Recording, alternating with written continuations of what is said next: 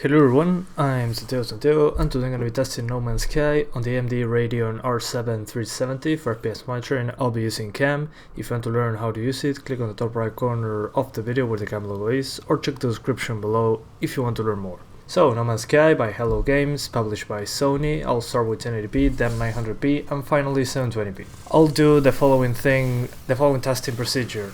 So I'll do the same planet.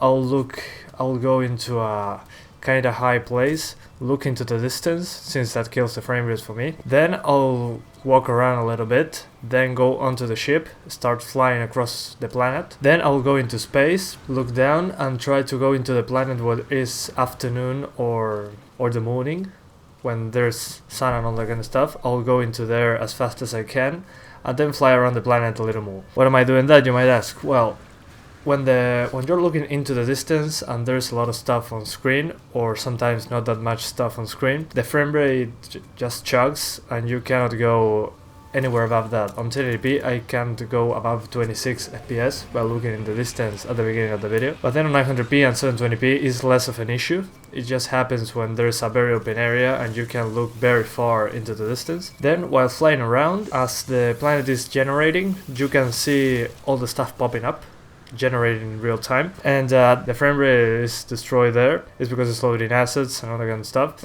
It seems that with a better CPU that might be less of an issue, since I can see the CPU usage going over 90%, sometimes hitting 100%. And then when you go onto space, on space you're fine, there's not much detail there, that's why. But once you get fast into the planet, like I'm doing into the video, there is not much of an issue. Once you get into the planet fast from space, stuff will generate very fast since you're moving very quickly.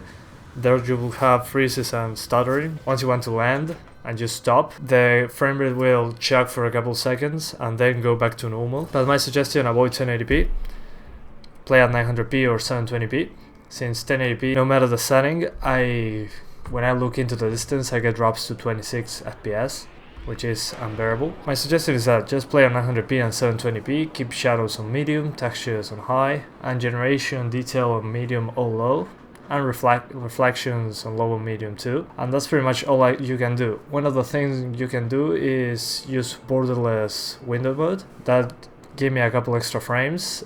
And don't use VSync.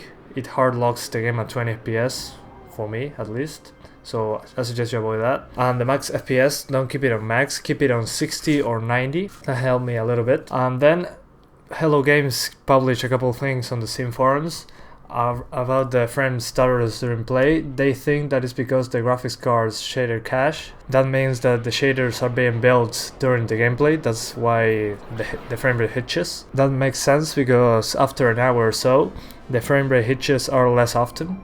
So it makes sense. So they will fix it on a future patch, according to them. And then about the large frame rate drops and texture flickering, they advise to disable Steam overlay. It doesn't feel like it's the case, but the frame rate hitches were still there. And this game was made on OpenGL 4.5. I didn't know about that. I thought it was DirectX 11.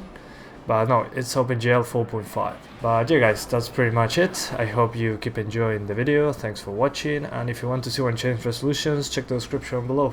See ya. Bye.